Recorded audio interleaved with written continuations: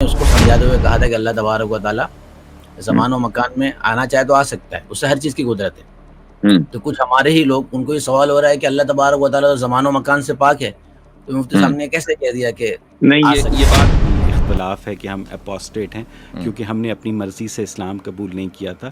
ہم مسلمان فیملی میں پیدا ہوئے تھے اور ہمیں نائی نے کہا تھا کہ وہ دیکھو اوپر کوا، اور اس کے بعد ریسٹ از ہسٹری۔ تو وی آر ناٹ، جس وقت آپ نے کوا کہا تھا اس وقت آپ کو پتہ نہیں تھا کہ آپ مسلمان ہو رہے ہیں؟ نہیں ایگزیکٹلی، بچے کو کہاں پتہ ہوتا ہے جب تو اس لیے یہ بات ہی غلط ہے۔ ہاں جی، انہوں نے لکھا ہے کہ مرتد وہ ہوتا ہے جو اسلام قبول کرے اور پھر جائے۔ میں نے تو اپنی مرضی سے اسلام قبول نہیں کیا ہے۔ اس پوسٹ کے ذریعے اس نے ایک سوال کیا کہ اللہ تعالیٰ کا وجود غیر مادی، یاسر مفتی صاحب کہتے ہیں، تو اللہ تعالیٰ ایک ہے، قرآن کہتا ہے کہ اللہ ایک ہے۔ تو اب اس پر اس نے ایک اپنا مفروضہ قائم کیا کہ غیر مادی وجود کی گنتی کیوں کر ممکن ہے۔ ابھی آپ اگر عورت کے پیٹ سے مرد نکل سکتا ہے تو مرد کی پسلی سے عورت بھی نکل سکتی ہے۔ تو یہ جو جواب ہے یہ الزامی جواب ہے۔ وعلیکم السلام ورحمۃ اللہ وبرکاتہ۔ خیریت سے ہیں آپ سبھی حضرات؟ الحمدللہ حضرت۔ وہ آگے تو ماشاءاللہ ایک دو سوال آپ سے ہو جائے جو چیز رہ جا رہی ہے۔ جی جی ایک تو ضرور۔ حضرت بہت بہترین سوال جو ہمارے اپنے لوگوں نے کیا ہے، تھوڑا سا علمی ہے، ہو سکتا ہے ہماری آڈینس کو زیادہ نہ سمجھ میں آئے، لیکن چونکہ یہ پوری بحثی علمی، اس کے ہر سوال ایسے ہی ہوگا جو علم کلام سے متعلق ہوگا۔ یہ اسکرین پر ہے حضرت آپ کے، اور اس ویڈیو کے ایک حصے کے اندر آپ نے سمجھاتے ہوئے بات کہی ہے کہ یعنی وہ اللہ اس زمان و مکان میں آ جائے جو وہ آ سکتا ہے، اسے ہر چیز کی قدرت ہے۔ یعنی آپ نے اس کو سمجھاتے ہوئے کہا تھا کہ اللہ تبارک و تعالیٰ زمان و مکان میں آنا چاہے تو آ سکتا ہے، اس سے ہر چیز کی قدرت ہے۔ تو کچھ ہمارے ہی لوگ، ان کو یہ سوال ہو رہا ہے کہ اللہ تبارک و تعالیٰ زمان و مکان سے پاک ہے، تو مفتی صاحب نے کیسے کہہ دیا کہ نہیں، یہ بات ان کی بالکل درست ہے۔ بعض مرتبہ آدمی اس کی روانی میں اس سے کچھ جملے ادھر سے ادھر ہو جاتے ہیں۔ حقیقتاً جو ہمارا موقف ہے وہ یہ ہے کہ اللہ سبحانہ و تعالی لا زمان اور لا مکان ہے، اور جب لا زمان اور لا مکان ہے تو وہ غیر محدود ہے، اور زمان اور مکان میں جو چیز ہوگی وہ محدود ہوگی، اور لا محدود کا محدود ہونا یا غیر مقید کا مقید ہونا یا مطلق کا مقید ہونا ایٹ دا سیم ٹائم، ایک ہی وقت میں، یہ فیلسی ہے، اجتماعی ضدین ہے، جو پاسبل نہیں ہے۔ تو جو اس وقت میں کہنا چاہ رہا تھا وہ یہ کہنا چاہ رہا تھا کہ اللہ تعالیٰ اگرچہ ہر چیز کے اوپر قادر ہے، ہمارا جو نقطۂ نظر ہے وہ یہی ہے کہ اللہ تعالیٰ ہر چیز پر قادر ہے، لیکن کسی مطلق کا مقید ہونا یہ مقدور نہیں ہے۔ یعنی یہ سوال ہی اللہ تعالیٰ کے تعلق سے غلط ہوگا کہ کیا اللہ تعالیٰ اپنے آپ کو مقید کر سکتا ہے، کیا اللہ تعالیٰ اپنے آپ کو مار سکتا ہے؟ تو اگرچہ اللہ تعالیٰ ہر چیز کے اوپر قادر ہے، تو یعنی یہ دو الگ الگ چیزیں ہیں۔ ہر چیز پر قدرت کا مطلب یہ نہیں ہوتا کہ خدا اپنے آپ کو مار لے یا اپنے آپ کو مقید یا محدود کر لے۔ یہ میں کہنا چاہ رہا تھا اس وقت۔ بے شک، بہت بہت شکریہ حضرت۔ اب اس ملحد کی طرف سے حضرت اس کی پوسٹ تو بہت ساری آئی ہے، اس کے اوپر تبصرہ بھی بہت ہو چکا ہے۔ ہم نے سوچا کہ کچھ مزاحیہ طور پر بھی تبصرہ ہو جائے، اور ہم کر ہی رہے تھے، تو ایک اس کی پوسٹ کا جواب ہم چاہ رہے کہ حضرت آپ دیں یہاں سے۔ حالانکہ سارے جوابات تو دیے جا چکے ہیں، لیکن یہ بات اس نے وہاں بھی کہی تھی، جیسے کہ یہ اس نے یہاں پر کہی تھی، جس کی ویڈیو میں نے کاٹی ہوئی ہے، اس ویڈیو کے اندر کہی طرف سے بھی اختلاف ہے کہ ہم اپوسٹیٹ ہیں، کیونکہ ہم نے اپنی مرضی سے اسلام قبول نہیں کیا تھا۔ ہم مسلمان فیملی میں پیدا ہوئے تھے اور ہمیں نائی نے کہا تھا کہ وہ دیکھو اوپر کوا، اور اس کے بعد ریسٹ از ہسٹری۔ تو وی آر ناٹ، جس وقت آپ نے کوا کہا تھا اس وقت آپ کو پتہ نہیں تھا کہ آپ مسلمان ہو رہے ہیں؟ نہیں ایگزیکٹلی، بچے کو کہاں پتہ ہوتا ہے جب تو اس لیے یہ بات ہی غلط ہے۔ یہ بات وہاں آپ نے ایکسپورٹ خود کر دیا حضرت، اور اس کے بعد یہ جا کر یہاں پوسٹ کرتے ہیں، یہ واپس دوبارہ دہرا رہے ہیں، اور اپنی سوچ کے آڈینس کو اس کے اندر داخل کرنے کی، جیسے کہ یہاں لکھ رہے ہیں کہ میں اپنی مرضی سے نہیں ہوتا، تو وہاں بھی اس کو ذرا سا پڑھیے کیا لکھ رہے ہیں، چونکہ میں فون پر ہوں۔ ہاں جی، انہوں نے لکھا ہے کہ مرتد وہ ہوتا ہے جو اسلام قبول کرے اور پھر جائے۔ میں نے تو اپنی مرضی سے اسلام قبول نہیں کیا ہے، میں تو پیدا ہوا تھا بدقسمتی سے مسلمانوں کے گھر ہوا تھا، بڑے ہو کر غور و فکر کیا تو جان لیا مذہب انسانی اوہام کی پیداوار ہے، تو میں مرتد کیسے ہوا؟ امید ہے کہ نقطہ آپ کو سمجھ آ گیا ہوگا۔ اچھا، تو یہ ایک بہت ہی سطحی قسم کا اعتراض سطحی قسم کے لوگوں کی طرف سے اٹھایا جاتا ہے جن کو ہمارے ورلڈ ویو کے بارے میں نہیں پتا ہوتا. اور حقیقت یہ ہے کہ اگر ملحد کو مرتد کو ہمارے ورلڈ ویو پتہ چل جائے تو وہ کبھی ملحد مرتد بنے ہی نہ, وہ بنتا ہی اپنی جہالت کی وجہ سے ہے. تو یہ کہنا کہ جی مرتد وہ ہوتا ہے کہ جو اسلام قبول کرے اور پھر اس کو چھوڑے, وہ تو ہوتا ہی ہے, اس میں کوئی اختلاف نہیں ہے. صحیح. لیکن وہ نہیں ہوتا کہ جو مسلم گھرانے میں پیدا ہو اور اس کے بعد وہ اسلام چھوڑ دے. میں اس کو ایک مثال سے سمجھانا چاہوں گا. مثال سے پہلے اس ارتدہ کے معنی, مرتد کا لفظ نکلا ہے ارتدہ سے. ارتدہ کے معنی آتے ہیں پھر جانا, لوٹ جانا. پھر جانا اور لوٹ جانا دونوں اس کے معنی ہیں. تو ایک آدمی اگر اسلام میں یعنی کسی مسلم گھرانے میں پیدا ہوا اور اس کے بعد وہ کسی دوسرے مذہب کو اختیار کر لے یا اسلام کو چھوڑ دے تو وہ اسلام سے پھر گیا. لنگوسٹیکلی اور لغوی اعتبار سے مرتد کا لفظ اس کے اوپر بولا جا سکتا ہے. اب آپ آ جائیں مثال کی طرف جو میں پہلے دینے جا رہا تھا.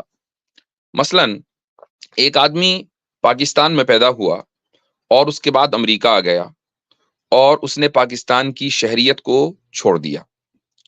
تو کیا وہ یہ کہے گا کہ نہیں جی اچھا پاکستانی اب اس کو اپنا شہری نہیں مانتے, وہ یہ کہتے ہیں کہ یہ آدمی اب پاکستانی نہیں ہے. تو کیا وہ یہ کہہ سکتا ہے کہ بھائی میں تو پہلے اپنی چوائس سے پاکستانی کوئی ہوا تھا, میں تو پیدا ہو گیا تھا پاکستان میں, تو پاکستان میں نے چھوڑ دیا چونکہ مجھے پتا چلا کہ یہاں میری دال گلنے والی نہیں ہے, میں آ گیا امریکہ. تو مجھے اس بنیاد پر آپ یہ کیسے کہہ سکتے ہیں کہ یہ پاکستانی نہیں ہے؟ میں تو کبھی تھا ہی نہیں پاکستانی. جس طریقے سے یہ دلیل وہاں نہیں چلے گی, یہ مثال وہاں فٹ نہیں ہوگی. آپ پاکستان میں پیدا ہوں کہ پاکستان کی شہریت اختیار کریں اور اس کے بعد امریکہ آ کر پاکستان کی شہریت چھوڑ دیں, آپ ہر حال میں چھوڑنے کے بعد اب پاکستانی نہیں ہیں قانونی اعتبار سے. ایسے ہی آپ ایک مسلم فیملی میں پیدا ہوں یا اسلام قبول کریں اور اس کے بعد اسلام چھوڑ دیں, آپ بہر صورت مرتد ہیں. بالکل بے شک حضرت. آپ آگے حضرت, تو ہم چاہ رہے ہیں کہ پھر آڈینس کے لیے تھوڑا لنک پبلک کر دیتے ہیں, پھر انشاءاللہ جب تک آپ کی موجودگی رہے گی گفتگو ہو جائے گی کچھ آڈینس سے بھی. تو لنک کو میں پبلک کر رہا ہوں, پھر انشاءاللہ جب تک حضرت کی موجودگی رہے گی, زیادہ وقت ہوتا نہیں ہے, جتنی بھی مطلب ایکس مسلم ہیں اور خصوصاً جو ہمارے سناتنی بھائی ہیں, ہم چاہیں گے کہ آپ لوگوں نے بھی ڈیبیٹ دیکھی ہوگی, آپ اپنا تبصرہ کھول کر دیں. آپ لوگوں کا تو نہیں آیا, کم سے کم ہماری اسٹریم پر آ جائیے آپ اور یہاں بتا دیجئے آپ کے فیور میں ڈیبیٹ گئی ہے کہ ہمارے یا فیور میں ہی دلائل کے طور پر آپ نے کس طرح تجزیہ اس کا کیا ہے. تو جتنے بھی ایکس مسلم ہیں خصوصاً سناتنی ہیں, ہندو بھائی, وہ ضرور آئیں. مسلم ہمارے بھائی ہیں تھوڑا سا رک جائیں, چونکہ 2-3 دن سے مسلسل اسٹریم ہو رہی ہے جس کے اندر آپ حضرات کی ملاقات مفتی صاحب سے ہو ہی رہی ہے اور وہی بات بار بار ریپیٹ ہو رہی ہے. اس لیے ہمارے اگر نان مسلم جوائن کرے تو بہت اچھا ہوگا. میں ان کا انتظار کر رہا ہوں, میں یہاں سے اس کو جب تک لنک کو پن کر دیتا ہوں. اور تب تک ایک اور سوال حضرت, اس نے ایک اور یہ پوسٹ کی ہے. اس پوسٹ کے ذریعے اس نے ایک سوال کیا کہ اللہ تعالیٰ کا وجود غیر مادی یاسر مفتی صاحب کہتے ہیں تو اللہ تعالیٰ ایک ہے, قرآن کہتا ہے کہ اللہ ایک ہے. تو اب اس پر اس نے ایک اپنا مفروضہ قائم کیا کہ غیر مادی وجود کی گنتی کیوں کر ممکن ہے. اب یہ اس طرح کے سوالات کر کے, خیر اس کے جوابات تو انشاءاللہ مستقل ویڈیوز میں بھی دیے جائیں گے حضرت, لیکن میں چاہ رہا تھا کہ حضرت آپ تھوڑا اس پہ بھی کچھ کلام فرما دیں. مجھے حیرت ہے کہ اس کو ملحدوں نے اپنا پیشوا کیوں بنایا ہوا ہے. یہ کہہ رہا ہے کہ غیر مادی وجود کی گنتی کیوں کر ممکن ہے. سوال یہ ہے کہ اعداد یعنی جو نمبرز ہوتے ہیں آپ ان کو گنتے چلے جائیں, 1 2 3 4 5 6 اور آپ چلتے چلے جائیں, کبھی نہ رکیں. کیا اس عدد کے لیے, اس گنتی کے صحیح ہونے کے لیے خارج میں معدود کا ہونا ضروری ہے؟ نہیں. یعنی ایک آدمی اگر ہم بچوں کو گنتی سکھاتے ہیں اسکول میں, ٹھیک ہے, پہاڑے یاد کر رہے ہیں, وہ ضرب تقسیم یہ سارے سب ہو رہا ہے, ملٹیپلیکیشن ہو رہا ہے اور مائنس پلس سب سیکھ رہے ہیں وہ, اور ان کے ذہن میں کوئی ایسی چیز نہیں ہے کہ جس کو مثلا درخت ہو, پھل ہو, دیوار ہو, گھر ہو, کہ جس کو وہ ملٹیپلائی کر رہے ہیں یا گن رہے ہیں, بلکہ وہ صرف نمبرز کا گیم ہے اور نمبرز کا اپنا کوئی وجود ریئل ورلڈ میں نہیں ہے. تو آپ یہ کہنا کہ غیر مادی چیز کی گنتی کیسے ہو سکتی ہے؟ گنتی ہوتی ہی غیر مادی چیز کی ہے. بالکل. یہ حضرت ڈیبیٹ میں تو ایکسپریس ہوئے صاحب، اس کے بعد بھی جانے کے بعد ان کے اپنے طبقوں نے بھی کیا ان کو، اور جی ہاں اس طرح کی پوسٹ کر کے یہ سمجھتے کہ بہت بڑی تیر ماری. جیسے کہ ایک اور پوسٹ انہوں نے یہ بھی کی ہے حضرت. اب اس کا تو یہ ہے کہ یہ ساری پوسٹ کر کے آپ واپس سے وہاں تو موضوع سے ہٹ ہی رہے تھے حضرت، جی یہاں بھی آپ باہر آنے کے بعد کم از کم تو موضوع کا جواب دے دیتے. ہوتا یہ ہے کہ آدمی وہاں ڈر رہا ہوتا ہے، آپ کے سامنے ہو سکتا ہے کہ یہ اس رہا تھا کہ بھائی ہمیں اپنے موضوع پر نہیں بولنے دیا گیا، تو جو موضوع تھا ایگزسٹنس آف گاڈ اس کے اوپر آپ آ کے بعد میں بول لیجیے. جیسے کہ ہم نے تو اس موضوع پر ہی بات وہاں پر بھی کی اور بعد میں آگے بھی گفتگو کی. بعد میں وہاں پر بھی آپ رہ کر موضوع سے ہٹ رہے تھے، اور حضرت یہ دیکھیے اس طرح کی پوسٹ اس طرف اشارہ کرتی ہے کہ وہی یعنی یہ بات کب آئے گی تخلیق کی، جب آپ خدا پر اور ایگزسٹنس آف گاڈ کو کلیئر کریں گے. وہ کلیئر ہے نہیں تو اس پر ہم بات کیسے کریں گے؟ صحیح. تو آپ میں نے اس جی ڈیبیٹ میں بھی یہ بولا تھا کہ ہم ذات پر گفتگو کریں گے، اس کے بعد صفات پر، چونکہ صفات پر گفتگو کرنا ذات کو مانے بغیر ممکن نہیں ہے. وہ بار بار ڈیبیٹ کو تخلیق کی طرف لے جا رہے تھے، جبکہ وہ یہ نہیں سمجھ رہے تھے کہ تخلیق خود ایک صفت ہے اور صفت کے اوپر گفتگو نہیں کرنی ہے. اور اگر صفات پر گفتگو ہونی ہے پھر تخلیقی کی کیا خاص بات ہے؟ تخلیق کے علاوہ بھی اور بھی صفات ہے، رحمت ہے، غضب ہے، تکوین ہے، حیات ہے، سمع ہے اور بصر ہے، وغیرہ وغیرہ، کلام ہے. یہ ساری صفات ہیں، پھر ان پہ بھی گفتگو کرو. پھر جو ڈیبیٹ ہے اس کا موضوع ہونا چاہیے صفات خداوندی، نہ کہ ذات خداوندی. وجود باری نہیں ہونا چاہیے. تو ایک تو بات یہ. دوسری بات یہ جو آپ نے بھی اسکرین شاٹ دکھایا جی کہ بھئی اگر ایک مرد عورت کی، ذرا دوبارہ لائیے، کیا ہے سامنے؟ جی اگر عورت کے پیٹ سے مرد نکل سکتا ہے تو مرد کی پسلی سے عورت بھی نکل سکتی ہے. تو یہ جو جواب ہے یہ الزامی جواب ہے. یہ حضرت چونکہ یہ سمجھ رہے تھے کہ دلیل الزامی اردو کا لفظ ہے، لہذا مجھے اردو تو آتی ہے. جب میں نے ڈیفینیشن پوچھ لی تو ناراض ہو گئے، کہنے لگے واجدی صاحب میں اس سے زیادہ برا کر سکتا ہوں. میں نے کہا تو کر دو، وہ کیا نہیں. تو دلیل الزامی ہوتی ہی وہ ہے کہ جس میں ہم مخالف کی کسی بات کو تسلیم کر کے جواب دیتے ہیں. تو چونکہ ان لوگوں کا مقدمہ یہ ہے کہ بھئی عورت کو مرد کی پسلی سے پیدا کیا ہے، تو یہ اس لیے یہ حدیث کے اندر یہ بیانیہ اس لیے ہے تاکہ عورت کو سیکنڈ درجے کی ایک سمجھ لیں ایک مخلوق قرار دیا جائے، چونکہ عورتوں کا کوئی حقوق اسلام میں نہیں ہے ان کے مقابلے، ان کے بقول. تو میں نے اس کے جواب میں کہا کہ اگر عورت کا مرد کی پسلی سے بنایا جانا عورت کو سیکنڈ کلاس بنا دیتا ہے، تو پھر مرد کا عورت کے پیٹ سے پیدا ہونا بھی مرد کو سیکنڈ کلاس بنا دے گا، جبکہ آپ اس کو تسلیم نہیں کرتے، حالانکہ یہ آپ کا روزمرہ کا مشاہدہ ہے. تو پھر اس میں آپ نے وہ کیسے کہا کہ جی عورت مرد کی پسلی سے پیدا ہوئی ہے تو وہ سیکنڈ کلاس ہو گئی؟ تو یہ الزامی جواب ہے، ورنہ تحقیقی جواب یہ ہے کہ عورت کا مرد کی پسلی سے پیدا ہونا یہ استعارہ ہے. اور چونکہ پسلی کے اندر ایک کرو ہوتا ہے تو اس کے اس مزاج کے کرو کو بیان کرنے کے لیے یہ آپ صلی اللہ علیہ وسلم نے تعبیر اختیار کی ہے. یہی وجہ ہے کہ اسی حدیث میں آپ کو یہ کہے کہ جی آپ فوراً استعارہ کا سہارا لے لیتے ہیں، بھیا اسی حدیث میں لکھا ہے کہ بس اگر تم عورت کو سیدھا کرنے کی کوشش نہ کرو، چونکہ اس کے مزاج کی خوبصورتی ہی اس کا کرو ہے، اگر تم اس کو سیدھا کرنے کی کوشش کرو گے تو تم اس کو توڑ دو گے. تو اب ظاہر ہے کہ کوئی بھی آدمی یعنی نہایت احمق سے احمق ہوگا تو وہ بھی یہی کہے گا کہ عورت کو سیدھا کرنا، اس کا ٹوٹ جانا، یہ سارے کے سارے استعارے ہیں. عورت تو پہلے ہی سے سیدھی ہے انسان کی طرح، جیسا مرد سیدھا ہو کے دو پیروں پہ چلتا ہے، عورت بھی ایسی چلتی ہے. عورت چوپایا کوئی ہے وہ، جب تو اس کو سیدھا کرنے کا کیا مطلب ہے؟ اس کو سیدھا کرنے کا مطلب ہے اس کے مزاج کو، اس کے مزاج کی کجی کو سیدھا کرنا. اور یہ مزاج کی جو کجی ہے یہی اس کی خوبصورتی ہے، اسی لیے آپ صلی اللہ علیہ وسلم نے اس خوبصورتی کو ختم کرنے سے روکا ہے. اگر یہ برائی ہوتی تو برائی سے آپ صلی اللہ علیہ وسلم یہ کہتے کہ اس برائی کو اچھائی میں بدلو. تو یہ اس حدیث کا مطلب ہے. لیکن جب ہم ڈیبیٹ کرتے ہیں تو ضروری نہیں ہے کہ ہم غیر جو irrelevant چیزوں کے اول تو ہم جواب دیتے نہیں، لیکن اگر دیتے ہیں تو ہم دلیل الزامی کے طور پر دیتے ہیں. تو جو ہمارے آڈینس ہیں انہیں یہ جو ڈیبیٹ ہم پبلکلی کرتے ہیں اس سے ان کو یہ سلیقہ آنا چاہیے کہ ڈیبیٹ ہوتی کیسے ہے. بالکل بالکل. اسی سے لگے ہوئے 2-3 سوال اور حضرت جو ذہن میں آئے میرے. اچھا عبدالرحمن بھائی جی جی وہ سوالات آتے جا رہے ہیں. میں وہ اکثر جو شعر پڑھتا تھا وہ دینی بھائی کے لیے پڑھتا تھا، مرزا غالب کے لیے، کہ اسکرین میں جا کر کچھ اس طرح سے ذلیل ہوئے اقبال आंसू भी निकल रहे हैं रास्ते बदल बदल कर। तो वही तो इनके यहाँ तो साथ हो रहा इकबाल ही है। आ गए। इकबाल ही आ गए।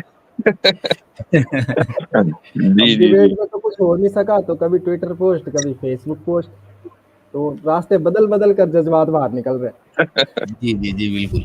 अच्छा, जो मुनासिब के मैं उनको हाईलाइट भी कीजिए। मुफ्ती साहब, एक और सवाल मुस्लिम ऑडियंस के लिए, जो हमारी मुस्लिम ऑडियंस है, जैसा कि आपने अभी तशरीह करते हुए कहा कि इसकी ताबीर और ये इस्तिआरा है, और एक लफ्ज़ भी इस्तेमाल किया कि ये डिबेट का एक फॉर्मेट होता है। तो बहुत से लोग हज़रत जो परेशान होते हैं या हुए भी हैं, एक तो वजह होती है कम इल्मी, हम में खुद इल्म नहीं है। हम लोग अगर हो रहे हैं तो होना कोई बुरी चीज़ नहीं, होने के बाद आदमी उसी को उसका जवाब खुद ही तलाश करने लग जाए अपने ही अंदर, तो फिर मुसीबत में पड़ जाता है। जबकि वो जो माहिर है उसके बाद जाके उसका जवाब तलाश करना चाहिए। तो बहुत से लोगों की तरफ से ये आवाज़ है हज़रत की, मुफ्ती साहब तो अपने मन से ही हर हदीस को इस्तिआरा बोलते चले जा रहे हैं, हदीस के एक दर्जे में तौहीन हो रही है। तो और बहुत से लोग सीरियस हो गए, मुझे हमें समझ में नहीं आ रहा है कि मुफ्ती साहब कैसे कह दे रहे हैं, यहाँ तो कोई भी कैसे भी कह देगा किसी भी हदीस को। तो अब इनको हजरत कौन उसूल हदीस समझाने जाए और हदीस की पूरी बुनियादी बात बताने जाए। मैं इस पे एक दो जुमला चाहूँगा आपसे कि जो सुन रहे हैं और जिनके जहन में असल बात में आ रही है कि मुफ्ती साहब हर हाँ, जवाब मुफ्ती अवाम का साहब एतबार नहीं होता है, खुसूसन जो इस तरह के टेक्निकल मसाइल होते हैं कि हदीस को आप कैसे समझें, इसमें अवाम का एतबार नहीं होता है, इसमें उलमा का एतबार होता है जिन्होंने हदीस को पढ़ा है। और ऑब्वियसली बात है कि ये हर फील्ड में लागू होता है, सिर्फ हदीसी में नहीं। मैं अगर कोई साइंटिफिक राय देने लगूं और कुछ भी किसी भी किस्म की छोटे से छोटे साइंसी मसले पर, तो उसका हरगिज ना तो एतबार होगा ना एतबार होना चाहिए, चूंकि मैं साइंटिस्ट नहीं हूँ। मैं किसी बीमार को दवा लिख के दे दूं कि यार ये दवा खा लो, तो उसका हरगिज एतबार नहीं होना चाहिए, चूंकि मैं मेडिकल डॉक्टर नहीं हूँ। ऐसे ही अगर कोई आम आदमी है, और फिर मुल्हिद का तो बिल्कुल भी एतबार नहीं होना चाहिए, चूंकि वो तो बायस है। लेकिन अगर मुसलमान भी है तो चूंकि वो बायस नहीं है, तो अब जैसा लिखा हुआ है और उसको अरबी नहीं आती, वो sunna.com पर या उधर उधर तर्जुमा उसने सुन लिया है या एक बात बचपन से सुन रखी है, तो अगर कोई आलिम ये बताता है कि नहीं इस हदीस के माना ये हैं, तो ऐसा नहीं है कि वो अपने घर से उसकी तशरीह कर रहा है, बल्कि उसकी तशरीह किताबों में और उन हदीस की जो शुरुआत हैं उसमें लिखी हुई है। और ये एक ऐसा नहीं कि आज तशरीह पैदा हुई है, बल्कि उलमा नस्ल दर नस्ल शुरू से वो तशरीह करते आ रहे हैं, तो हम वही पेश करते हैं। अपने घर से या अपना कोई ज़ाती इज्तिहाद हम कभी नहीं करते, चूंकि ये एक बहुत बड़ी वईद इस पर है कि रसूल अकरम सल्लल्लाहु अलैहि वसल्लम की तरफ वो बात मंसूब की जाए कि जो आप अलैहिस्सलातु वस्सलाम ने न फरमाई हो। जी बिल्कुल। जी मुफ्ती साहब, इसमें मैं एक बात वो ऐड करूंगा कि आप जी देखिए कि जिस वक्त आपने ये बात कही ना हदीस के रिलेटेड, जब आपने एक्सप्लेनेशन कही, तो डिबेट में जो अवैस साहब थे उन्होंने बोल दिया कि आप क्या जिस भी हदीस को आपको मर्जी आएगी आप उसको इस्तियारा बोल देंगे, हम थोड़ी मानेंगे। अच्छा, मगर आप मुफ्ती साहब वहां पर देखें कि हम जब उनको बोलते हैं कि अगर आपको प्रॉब्लम है तो आप हमारी एपिस्टेमोलॉजी को पढ़ो और खुद बता दो कि इस्तियारा की है नहीं, जी लेकिन उसी डिबेट में साइकोलॉजी टुडे की उस पूरी रिपोर्ट को विदाउट जी एनी जी banking, without any reference, without any किसी भी हाँ, बस एक स्टैंडर्ड के अहमक है ये। ट्रैक के नीचे फेंक दिया। यानी खुद बोलो हम करें तो क्या हमारा, हम करें तो गलत, तुम करो तो सही। क्या है वो सही मीठा मीठा हाब हाब, कड़वा कड़वा थू थू। तो सही है।